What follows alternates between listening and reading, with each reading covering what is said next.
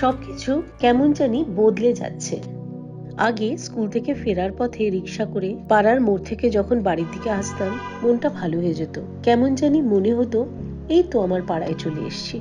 এখন আর সেই অনুভূতি হয় না। একতলা দোতলা বাড়িগুলোর বেশিরভাগই পরিণত হয়েছে উঁচু উঁচু ফ্ল্যাটে। দু একটি বাড়ি আছে বটে, তবে দীর্ণ শীর্ণ মলিন চেহারা নিয়ে। পাড়ায় যে কাকুর দোকানে স্কুলের আর্ট অ্যান্ড ক্রাফটের জন্য জিনিস কিনতে নিয়মিত দৌড়াতাম, দাদারা খেলতে গিয়ে বল হারালে পরে যেখান থেকে গিয়ে চট করে বল কিনে নিয়ে আসতো, সেই দোকানটি আজ আর নেই। বিশু কাকুর দোকান বহুদিন হলো বন্ধ। বিশু কাকুর ছেলে চাকরি করে, দোকানের প্রতি তার বিন্দুমাত্র আগ্রহ নেই। শুনেছিলাম ছেড়ে দেবে। সেদিনকে বাড়িতে আসার পথে দেখলাম দোকানটিতে কাজ চলছে। ঝাঁ চকচকে একটি সুন্দর শোরুম বানানো হচ্ছে। জিজ্ঞেস করাতে জানতে পারলাম দোকানটি বিক্রি হয়ে গেছে। চেনা জায়গাটাকে আর খুঁজে না পেয়ে মনটা একটু খারাপই হয়ে গেল। আমাদের বাড়ির উল্টো দিকে দুটি বাড়ি পরে একটি গোলাপি রঙের দোতলা বাড়ি ছিল। বাড়িটির লোকজনকে তেমন ভাবে চিনতাম না, তবে বাড়িটিতে যে কেউ রাস্তা দিয়ে হেঁটে গেলে চোখে পড়তো। তার সামনে ছিল দারুণ সুন্দর একটা বাগান। বিশেষ করে শীতকালে রং বেরঙের ফুলে ছেয়ে থাকতো বাড়িটি। সামনের রাস্তা দিয়ে যাতায়াত করতে করতে লোকে একবার না হলেও একবার চেয়ে দেখতোই এই বাগানটিকে। ভদ্রলোক এবং ভদ্রমহিলা, তাদের একটি ছেলে ছিল। শুনেছিলাম পড়াশোনা করতে কলকাতার বাইরে আছে। বাড়িটি তালা বন্ধ বেশ কিছু বছর হলো। সামনে কিছু মলিন দীর্ণ গাছ পুরনো স্মৃতি আউড়ে বেড়াচ্ছে। মাকে জিজ্ঞেস করাতে মা জানালেন ভদ্রলোক মারা গেছেন। বাগানের মালিক, যিনি নিজের হাতে এই গাছগুলোর পরিচর্যা করতেন। ছেলে বিদেশে, মাকে বৃদ্ধাশ্রমে রেখে দিয়েছেন। এদেশে আসার উপায় তার নেই। বাড়িতে মাকে একা রাখতে ঠিক ভরসা পাননি। বাড়িটি বিক্রি হয়ে যাবে। হয়তো কয়েকদিন বাদে এসে দেখব এই বাড়িটির জায়গায় দাঁড়িয়ে আছে ঝাঁ চকচকে একটি ফ্ল্যাট। বদলেছে আমাদের বাড়ির চেহারাও। তবে বাড়িটি যত্ন সহকারে দাদা কিন্তু সুন্দর করে সাজিয়ে রেখেছে। আমূল পরিবর্তন হয়তো হয়নি, কিন্তু বসবাসযোগ্য হওয়ার জন্য যেটুকু প্রয়োজন সেটুকু সে করেছে। বাবা আজ গত হয়েছেন বেশ কিছু বছর হলো। মাকে বেশ যত্নেই রাখে দাদা, সাথে বাড়িটিকেও। বাবা মায়ের সেন্টিমেন্ট, তাদের যথাসর্বস্ব দিয়ে তৈরি হওয়া এই বাড়িটি বেশ ভালোই আছে। এ বাড়িতে ছোটবেলায় মায়ের কাজের জন্য যারা মাকে সাহায্য করতেন, বাড়ি দেখাশোনার কাজে বা মায়ের প্রতিদিনকার কাজকর্মে যারা সাহায্য করতেন, তারা আজ আর কেউ নেই। তাদের নিজেদেরই এখন মানুষের প্রয়োজন তাদের দেখাশোনার জন্য। বৃদ্ধ হয়েছেন সবাই। বাড়িতে আসলে আর সেই চেনা মানুষগুলোকে দেখতে পাই না।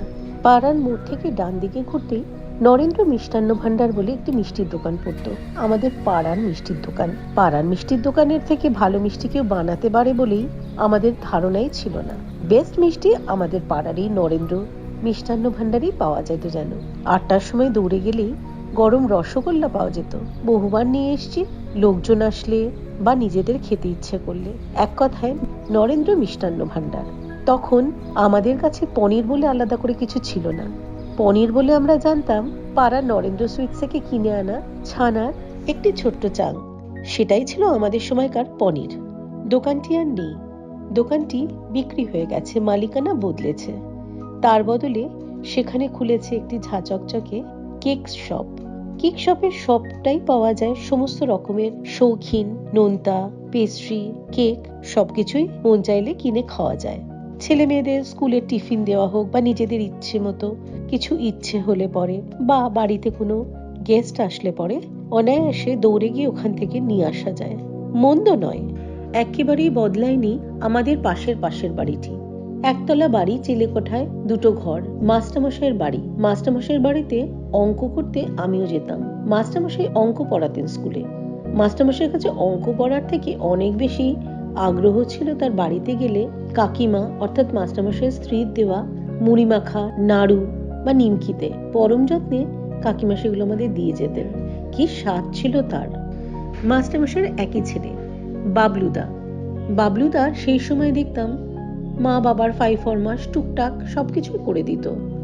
সেই সঙ্গে পাড়ার অন্যান্য জেঠিমা কাকিমাদেরও পাই ফরমাস খেটে দিত। শুনলাম বাবলুদা একই আছেন। আজও পাড়ার কোনো প্রয়োজনে বাবলুদাকে এক ডাকেই পাওয়া যায়। মাস্টারমশাই অঙ্ক শেখালেও নিজের জীবনের অঙ্কটা বোধহয় সেভাবে কষে উঠতে পারেননি, তাই জন্য একই জায়গায় একইভাবে রয়ে গেছেন। বৃদ্ধ হয়েছেন মাস্টারমশাই। বাইরের বারান্দায় বেতের চেয়ারে বসে এক কাপ চা খাওয়ার পেপার পড়া ছিল পুরনো অভ্যেস। আমাদের বাড়ি থেকে দেখা যেত। আজও মাস্টারমশাই সেখানে একইভাবে বসে চা খান। আগে কাকিমা দিয়ে যেতেন, এখন দিয়ে যান তার পুত্রবধূ। বাবলুদা বিয়ে থা করেছেন, সংসার হয়েছে তার। তবে বাবলুদা কোনো স্কুলে পড়ান না। বাবলুদার একটা দোকান আছে শিয়ালদার দিকে, স্কুল ইউনিফর্মের দোকান। বাবার মতো শিক্ষক না হতে পারায় টুকটাক কথা তাকে প্রায় শুনতে হয়। তবে বাবলুদাও সব গায়ে মাখে না। বাবা মায়ের বেশ যত্ন করেন। দেখেই বোঝা যায় মাস্টারমশাই ভালো আছেন। বাবাকে নিয়ে মাঝে মধ্যে হাঁটতে বেরোন, কখনো রিকশায় চাপিয়ে এদিক ওদিক ঘুরিয়েও নিয়ে আসেন। বাবা মায়ের বড় খেয়াল রাখেন। জীবনের অঙ্কে বাবার মতো বাবলুদাও বড্ড কাঁচা রয়ে গেলেন। থাক, জীবনের অঙ্কে কাঁচা থাকাই ভালো। ভালো থাকা যায়, যেমন ভালো রয়েছে বাবলুদাও মাস্টারমশাই। আমাদের বাড়ির ডান দিক থেকে খানিকটা এগুলে পরে একটা খোলা জায়গা ছিল। মাঠ বললে ভুল হবে, কারুর জমি ছিল। ঘেরা মতো একটা জায়গা। দাদারা ওখানে ছোটবেলায় খেলতে যেত। এই ঘেরা জায়গাটির পাশে একটি ছোট্ট চপের দোকান ছিল। অনেক রকমের চপ পাওয়া যেত। ওই আলুর চপ, ভেজিটেবল চপ, মোচার চপ, লুইট্টা মাছের চপ, আরো কত কি, এত নাম মনে রাখতে পারি না। অনেক রকমের চপ পাওয়া যেত, এটুকুই জানতাম। মা মাঝে মাঝে ইচ্ছে হলে পরে বা বাড়িতে কেউ আসলে পরে দাদাকে পাঠাতো, যা তো কটা চপ নিয়ে আয়, গরম ভাজিয়ে আনবি কিন্তু। আর আসার সময় মিষ্টির দোকান থেকে 10টা ক্ষীর কদম নিয়ে আসিস। এত ভালো ক্ষীর কদম আর কোথাও কিন্তু পাওয়া যায় না, আমাদের এই দোকানটাতেই যেরম পাওয়া যায়। ভারী ভালো লাগতো সত্যি। এই ক্ষীর কদম আর এই চপের স্বাদ অন্য পৃথিবীর কোথাও খুঁজে পাওয়া যাবে না। চপের দোকানটি এখন পরিণত হয়েছে রোলের দোকানে। যুগের পরিবর্তনের সঙ্গে চাহিদারও পরিবর্তন হয়েছে। চপ কাটলেট বদলে এখন মোমো রোলের দোকানে দিকে গেছে। দোকানটিতে মোমো, চাউমিন, রোল এসব পাওয়া যায়। চপ আর তেমন ভাবে বানায় না ওরা। ছোট্টবেলার এই স্বাদগুলো আর পাবো না। আমাদের পাড়ার মুখে ঢুকতে বাদিকে একটা ছোট্ট শাড়ির দোকান ছিল, ফ্যান্সি শাড়ি শপ। হঠাৎ করে কোনো প্রয়োজনে, অর্থাৎ টুকটাক কোনো উৎসব বা কোনো অনুষ্ঠানে দেবার জন্য শাড়ির প্রয়োজন হলে আমরা এই ফ্যান্সি শাড়ি শপেই যেতাম। রায় কাকুর দোকান। ভারী অমায়িক এবং নিপাট ভদ্রলোক ছিলেন এই রায় কাকু। মায়ের সঙ্গে বহুবার গেছি। অক্ষয় তৃতীয়ার দিনে কাকু মিষ্টির বাক্স, কোল্ড ড্রিঙ্কস আর ক্যালেন্ডার দিতেন। তখন বাড়িতে শাড়ি পরার চল ছিল মা কাকিমাদের। কাজেই প্রতিদিনের শাড়ির জন্য সেই দোকানে কোনো না কোনো সময় পাড়ার কাকিমা জেঠিমারা ভিড় করতেন। বাড়ির রোজকার পরার শাড়ি সেখান থেকেই বেশিরভাগ কেনা হতো। রায় কাকুরও একটি ছেলে শুভ, ব্রিলিয়ান্ট ছেলে যাকে বলে। ভীষণ ভালো ছিল পড়াশোনায় এবং শুনেছিলাম বোর্ড এক্সামে র্যাঙ্কও করেছিল। বেশ কিছু বছর আগে যখন এসেছিলাম তখন থেকেই দেখেছিলাম দোকানটি বন্ধ। মায়ের কাছে শুনেছিলাম রায় কাকু দোকানটি বন্ধক দিয়েছে ছেলেকে পড়াশোনা করানোর জন্য। ছেলের বিদেশে গিয়ে পড়াশোনা করার ইচ্ছে ছিল। রায় কাকু দোকানটি বন্ধক দিয়ে বোধহয় সেই টাকাই জোগাড় করেছিলেন, জানি না ঠিক, ওই শোনা কথা আর কি। দোকানটির উপরে রায় কাকুরা থাকতেন। এবার এসে দেখলাম বাড়িটা ভীষণভাবে বদলে গেছে। দারুণ সুন্দর দেখাচ্ছে বাড়িটা, একদম ঝকঝকে তকতকে। বাড়ির সামনে আবার একটা গাড়িও দাঁড়ানো দেখলাম। শুনলাম রায় কাকুর ছেলে শুভ, তার গাড়ি এটি। শুভ বিদেশে পড়াশোনা শেষ করে দেশে ফিরে এসছে। এখানেই চাকরি করে। বিদেশে পড়তেই গেছিল, থাকতে নয়। আজকাল মানুষজন বিদেশে পড়তে গেলে ওখানেই থেকে যায়। শুভ কিন্তু ফিরে এসছে মা বাবার কাছে। মা বাবার সঙ্গেই থাকে। মাঝে মাঝে নিজেই নাকি ড্রাইভ করে অফিসে যায়, তাই গাড়িটি বাড়ির সামনেই পার্ক করে রাখে। রায় কাকু বড্ড অসুস্থ ছিলেন, আসলে বয়স তো হয়েছে। তবে এ কথাও শুনলাম যে দোকানটি নতুন ভাবে সেজে খুলবে। রায় কাকুর ছেলে নাকি এই দায়িত্ব নিয়েছে, বাবার দোকানটিকে আবার নতুন করে সাজিয়ে গুছিয়ে বাবাকে ফিরিয়ে দেবার। পুরনো জায়গায় ফিরে গেলে হয়তো রায় কাকু ভালো থাকবেন, মন ভালো থাকবে তার। নিজের সবটুকু দিয়ে যে ভালোবাসা এবং কর্তব্য ছেলের প্রতি করেছিলেন রায় কাকু, ছেলে বোধহয় সেটা সুদে আসলে ফিরিয়ে দিল। এগুলো শুনলে মন ভালো হয়ে যায়।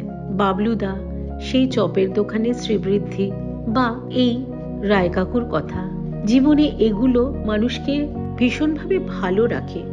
পজিটিভ যাকে বলে। সময় বদলায়, বদলায় মানুষের জীবনও। জীবনের নেতিবাচক দিকগুলিকে বাদ দিয়ে শুধুমাত্র সুখস্মৃতিগুলোকে সঙ্গে নিয়ে এগিয়ে যেতে হবে। ভালো মন্দ ওঠাপড়া জীবনে তো থাকবেই। ওই যে বড়লিনে বলে না, জীবনের কোনো ছোট বড় ওঠাপড়া যেন গায়ে না লাগে, ঠিক সেরকমই নতুনভাবে এগিয়ে যেতে হবে সামনের দিকে। নতুন বছর আসছে, নিজেকে ভালো রাখার দায়িত্ব আমাদেরই। ভালো থাকুন, নিজে ভালো রাখুন পাশের মানুষটিকে। আমাদের তরফ থেকে আপনাদের জন্য রইল নতুন বছরের আগাম শুভেচ্ছা। নতুন বছর ভালো কাটুক সকলের। আমাদের ভিডিওটি কেমন লাগলো কমেন্ট বক্সে নিশ্চয়ই জানাবেন। ভালো লাগলে লাইক এবং সাবস্ক্রাইব করবেন। সাইভির পক্ষ থেকে আপনাদের সবাইকে জানাই আরও একবার হ্যাপি নিউ ইয়ার।